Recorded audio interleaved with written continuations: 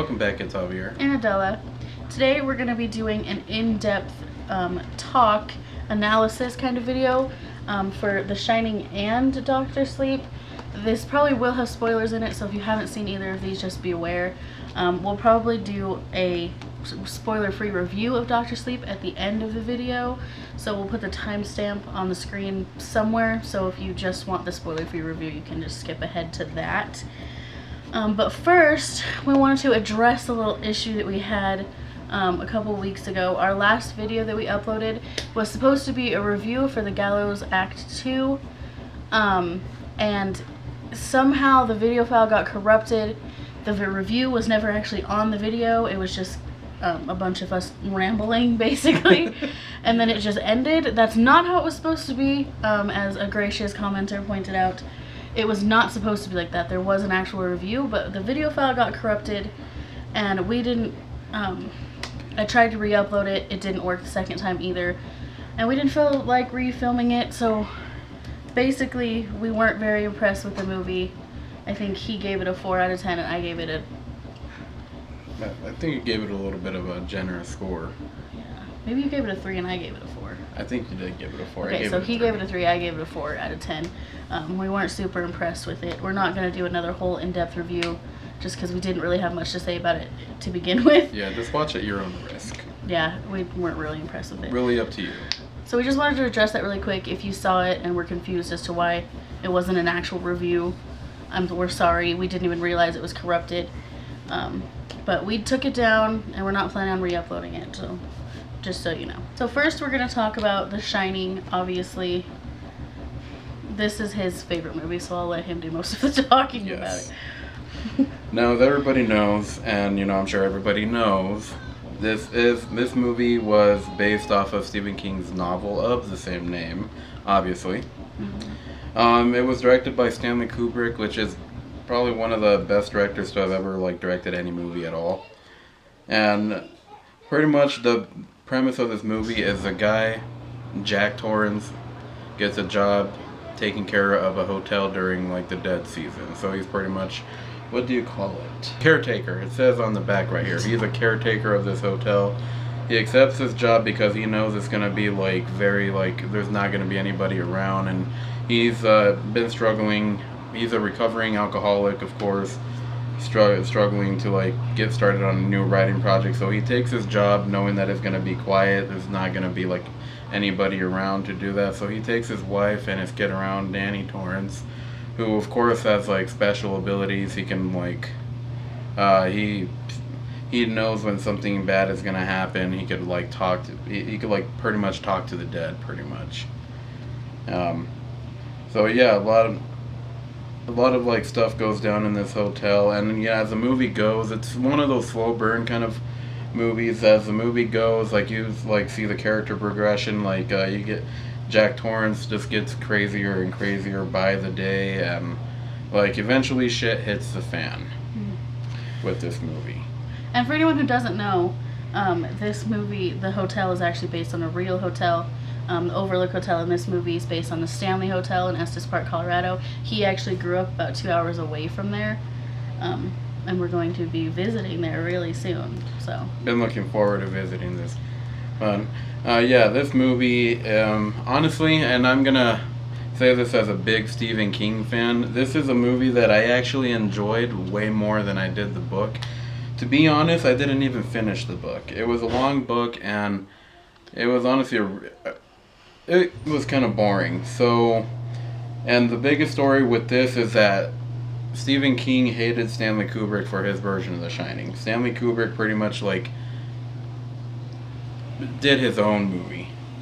And I'm honestly, with this movie, I'm honestly okay with that, because everything in this movie is way better than the book. Maybe the book should have been written like the Stanley Kubrick did the movie. No offense to Stephen King, because I love Stephen King and his books, but what Stanley Kubrick did with this movie, everything he did with it, it just works for this story. And the setting is creepy, everything inside the hotel is very, very unsettling, especially the carpet. It's very anxiety building for sure. I actually just watched this for the first time a couple months ago. I know. But I just watched it for the first time and I did enjoy it. I always thought that I wouldn't enjoy it just because of how much it's talked about and how it's such a classic and all this stuff. And I'm like, I'm not the kind of person that buys into stuff like that. Usually that kind of turns me off. But I watched it for the first time because it's his favorite movie and we just got it on 4K. So I watched it and I did enjoy it. I don't think that it's as good as everyone claims it is, though. Including him. No, this honestly is probably like my favorite horror movie of all time. I don't know if I could call it my favorite movie of all time. I mean, it's pretty up there when it comes to that. But like as far as everything goes in this movie, I think everything was done perfect in this movie. Like the build up is like so tense. Like the music, just everything. Like it just makes you feel like so. There's a lot, like it makes you feel a lot of dread. Like this movie kind of messes with you mentally, and you know, especially us, we live in a small resort town right outside Yellowstone National Park. That's very, very, very snowy with very, very, very long winters, and it can feel very isolating here. So it hits close to home for us, for sure. And originally, I'm from Colorado. So I loved this movie before, and I thought it was scary before, but watching it again living now here in this town, it's more scarier to me now because of the fact that we live in this town. Like it legitly, if you live here in the winter, like it's just so isolated. Mm-hmm. Like nobody here, just like the residents, and that's it. And it is a seasonal town as well, so like a lot of places are closed and. Yeah, it's pretty much a ghost town in the winter times. We do have a busy snowmobile season, like between like December and March, but like other than that, it's pretty desolate. So yeah, you could definitely feel what like some of the stuff that Jack is going through on here, feeling the feeling of isolation, just going insane because like he's out in the middle of nowhere taking care of this hotel. Like. Yeah.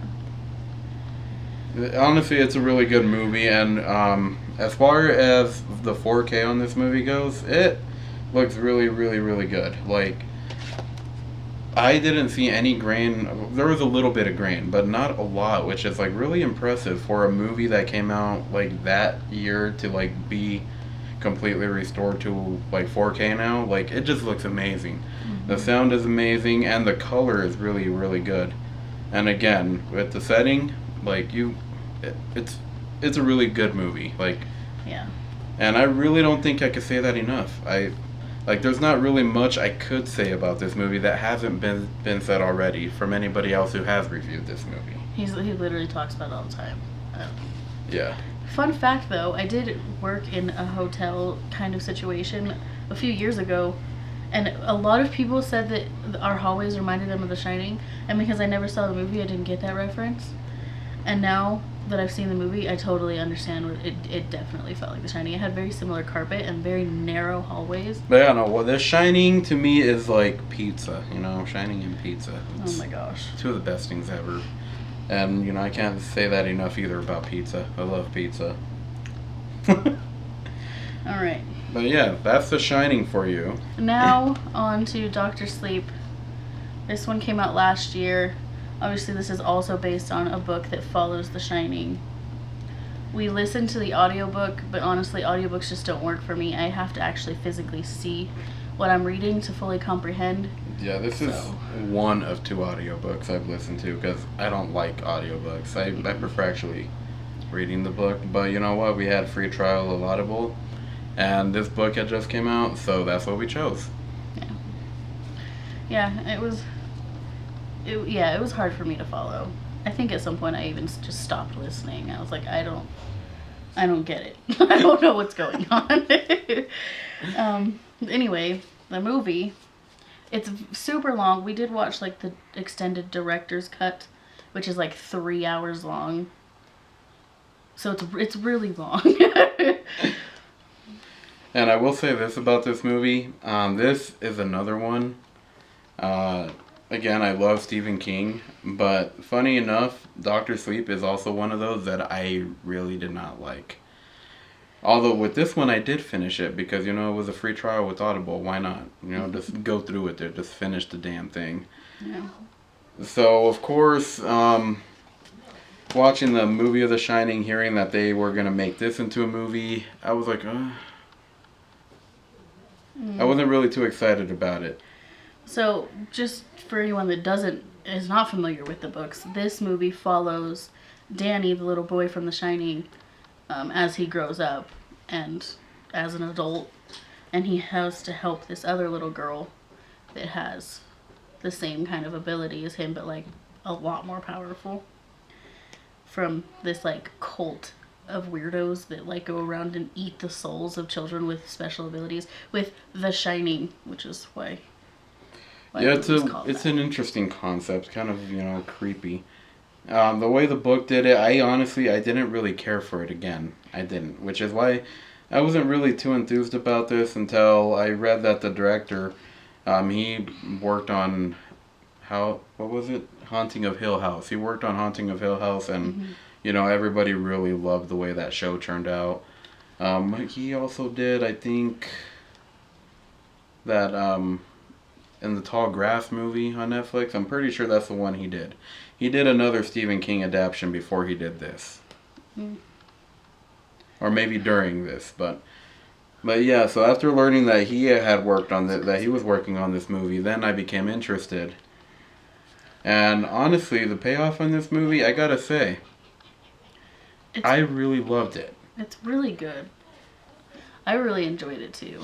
I think I enjoyed this more than I enjoyed The Shining.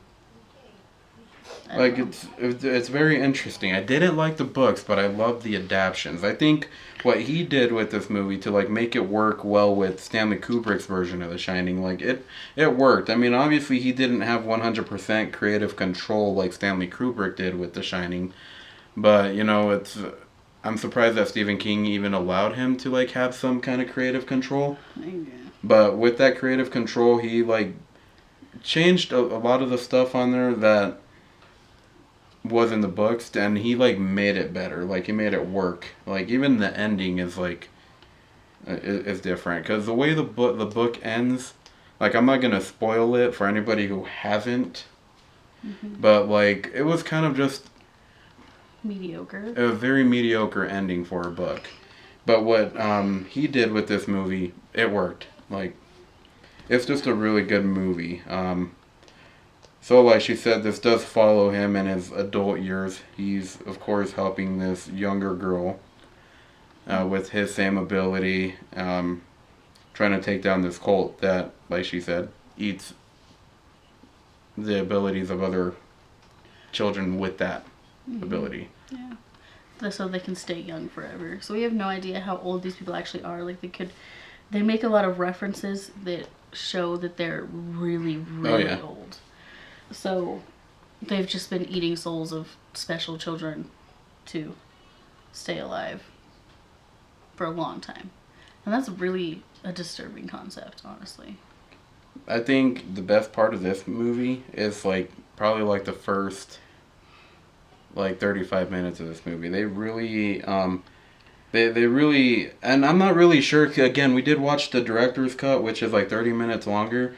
So I'm not sure if that was like in the original cut, but they really went really good into how he grew up, like how it affected him and his like drug use and just how much of a piece of crap he was for a while. They portrayed it really well. Like what they did with that was really well done. And again, I'm not really sure how much or if any of that was in the theatrical cut. But that's probably like the best part of this movie, and yeah, like it's a really good movie, and the way like it's all done, the way like the girl in this movie communicates with him through everything, like it's so eerie. And they did recast both the parents, so like Jack Torrance and his wife and the kid from The Shining, obviously because they're like old, but they chose people that looked pretty similar, like they, you know, but like he said, it might have been better if they would have just remade The Shining again with the same people and then did Doctor Sleep, so it would all be kind of flushed together. I mean, when I heard this was going to be a movie, I almost was expecting a remake of The Shining. Especially after watching a movie like Ready Player One. They had like a really fun scene in that movie that like took place in the Overlook Hotel, and the way they did that on Ready Player One looked So really, really good. So, watching that scene on Ready Player One, like, I was expecting a remake. I'm like, ooh, they could do it so good. Like, Yeah. I mean, it's whatever, I really love this movie, so I probably wouldn't have liked a remake as much as this one to begin with, but it would have been fun to see. Yeah. And it would have just kept the characters and everyone just flush with each other. But they do show some of his childhood, like after the incident at the Overlook, and how he grows up and how his mother treats him and all this. And yeah. I do gotta say, the woman that they did get to play like his mom in the flashbacks, like she looks and sounds similar to Shelley Duvall in this movie. It was just kind of fun to like hear her like act and sound like that. Like, it was just fun.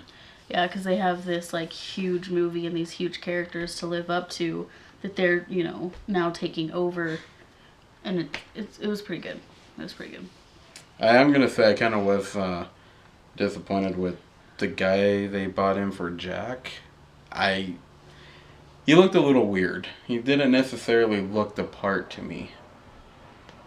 And throughout the scenes that he is in, they do a little something weird with it too. I think maybe they didn't feel all that positive about him either, but they did like some weird thing with him where for a lot of the scenes that he was in, they kept only showing like half of his face. They weren't showing like his full face completely.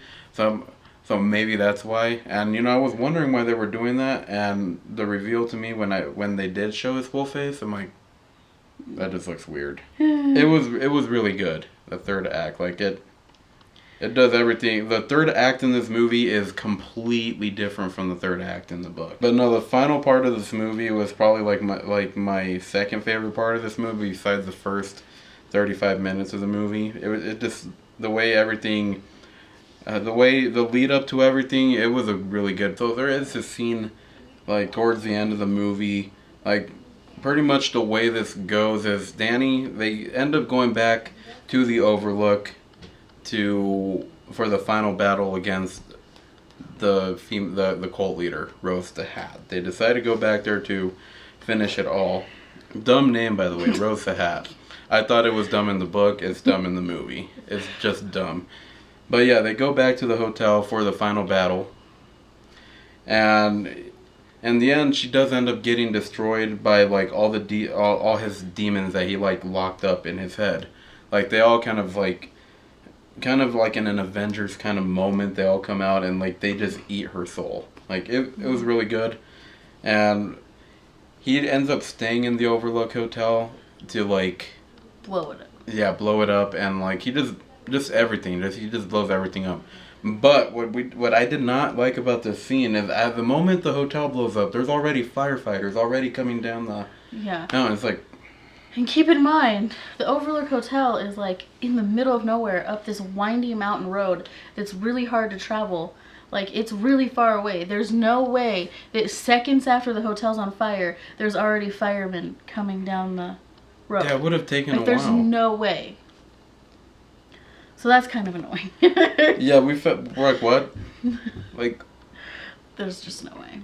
Like, that's not right. Like, but, oh well, whatever. Mm-hmm. But yeah, he kind of in the end just becomes like the girl's mentor. Just kind of how like Dick's character just stays as his mentor throughout his life. Like he does the same for the little girl in the end. Yeah. Which that's where like what I'm talking about, the difference between the book and the movie, because he did not die in the book. But he does in the movie. He dies. He did. Which again, it really kind of does work for the movie itself. I think had the director like chose the book ending to do for the movie. I really just think the movie wouldn't have turned out as good. I think the ending probably would have been, the payoff wouldn't have been as good, is what I'm saying. Mhm. And now, as far as the 4K goes, if you're one of those kind of people like myself, I like a good quality picture. This is probably one of the more weaker 4Ks. Like the color in this one is not as strong. I mean, then again, with this movie, there's not a lot of bright scenes in this movie. Where the 4K does come in handy on here is those like really dark scenes in this movie, because there is a lot of dark scenes in this movie. You know, everything in the background is like really clear. It's not like blurry. You don't see like those weird blotches that you would get if you would watch this movie in like standard definition or regular 1080p HD. Yeah. So if you're looking for a great 4K experience, you're not really gonna get it as great in this movie as you did in this movie. Either way though, both really good movies, and again, both better. I like the movies better than I like the books. Mhm. And I really don't like to say that much. Yeah, especially me. I literally have a blog all about books, and books are like my life. But yeah, the Stephen King books are hard for me to follow, like really hard for me to follow. His writing style, I think he's a genius. I think he's like a horror legend, but his writing style is very hard for me to follow for some reason. I don't know why. I think why some readers might not be able to get into him is the fact that he's like almost too descriptive with everything. He does go into a lot of detail. And I think that's probably the issue with the books on these ones. And I can kind of relate to that, because when I write, I also do write in a lot of detail. Probably too much detail. I've been working on it. But anyway, yeah, they're both really good movies. I do like Dr. Sleep more. Yeah, would recommend. I'm going to give the first one like an 8. And I'm going to give the second one like a 9. I'm going to give this one a 10. Sorry, I couldn't talk to you for a second. 10. Yeah, I'm going to give this one a 10 out of 10. And I don't do that often with movies. No. But this one, I'm just going to go a point lower. A 9 out of 10. And if you're skeptic about watching this movie because you've read the book and you don't think it'll live up to the expectations, it does. It honestly does better than the book, in my opinion. Mm-hmm. And it's just a really fun movie to watch. Like, the story, I think the best part of this movie is like the build-up. The build-up for sure. There is a lot of story building in this movie. But yeah, definitely check this one out if you haven't already. And I'm sure you've already checked this one out. At least I would hope. So now, for those of you, if you skipped ahead and you didn't want spoilers, we're going to go ahead and talk about Dr. Sleep really quick, spoiler-free, so you can get a general idea of what it's about and what we think of it. So Dr. Sleep is a follow-up to The Shining that came out in 1980, starring Jack Nicholson. Obviously based off of the book by Stephen King, just like The Shining was. It came out last year. We just barely got around to watching it because they don't bring horror movies to our theater. Yeah. We live in a small town, guys. What do you want us to do? So we didn't really get to watch it until just recently when we were able to buy it on 4K. And so it does follow Danny, the little boy from The Shining, as he grows up. It kind of touches a bit. We did watch the 3-hour-long director's cut, so I don't know what we're going to mention that's not actually in like the theatrical version. But it does touch a little bit on how the events that happened at the Overlook affected him growing up, and you know how he was kind of on a really, really, really bad path for a little while and kind of turned things around and ends up meeting another little girl that has the shine, or the shining, like his, psychic powers, and helping her defeat these bad people. Yeah. That's basically what it's about. Like I said, we did watch the 3-hour-long one. It's a very long movie. Even without the director's cut, it's still pretty long.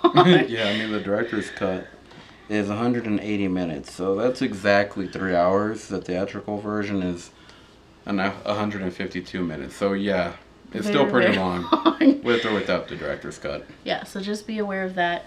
It's really good. We both really enjoyed it. I liked it more than The Shining. He liked it a little less than The Shining because The Shining is like his favorite movie of all time.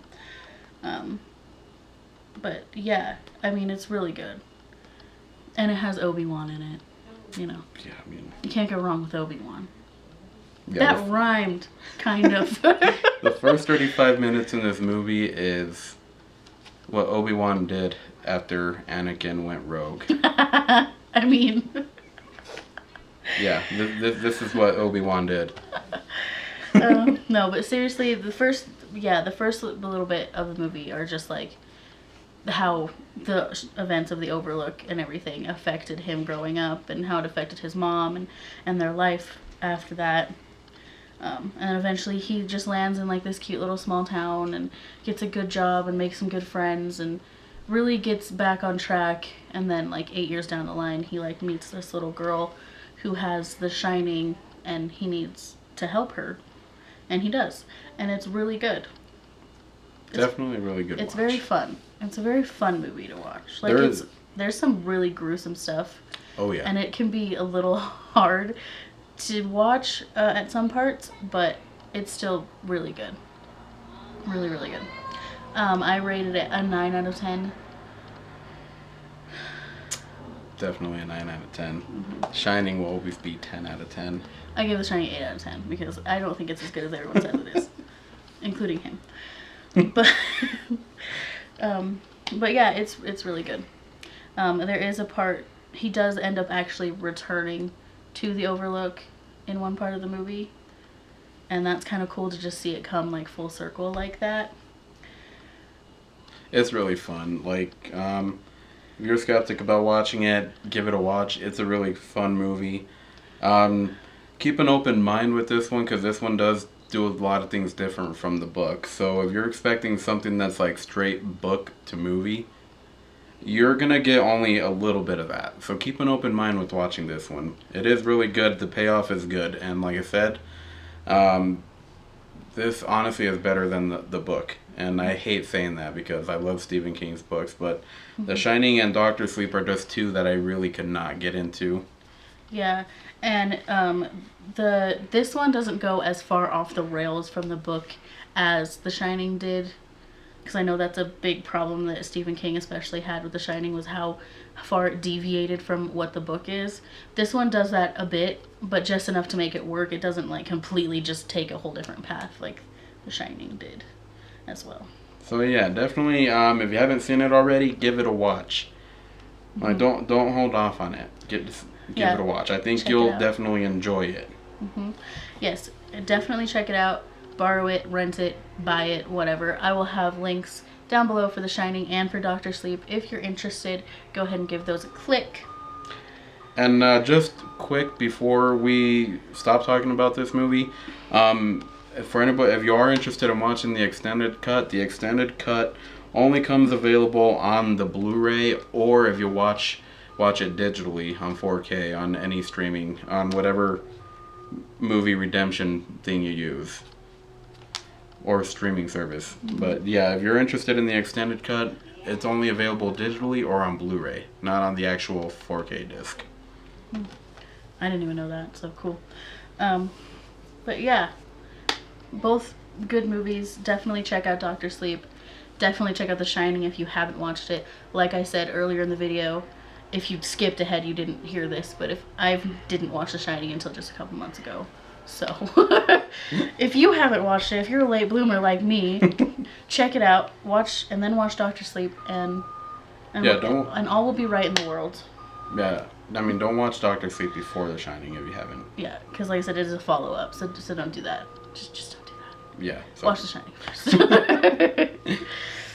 Yeah, that concludes our analysis of The Shining and Doctor Sleep, both really great movies. Thank you guys so much for watching. We hope you enjoyed this video and these reviews, whether you watched the full analysis or the spoiler-free version. We hope you enjoyed. Definitely go follow both of us, Man Bun over here and me, on Instagram. We'll have that linked on the screen and down below for you guys. Be sure to leave us a like before you go if you liked the video. Drop us a comment down below. Have you seen the movies? What did you think? Yada yada, whatever. let us know. We'd love to hear from you. We hope you subscribe, to stick around if you haven't already, and ring the little bell so you never miss one of our uploads. This last week was kind of hectic, but we're definitely trying to get back on track now. So definitely keep an eye out for our new uploads. Thanks again for watching. We'll see you in the next one. Bye.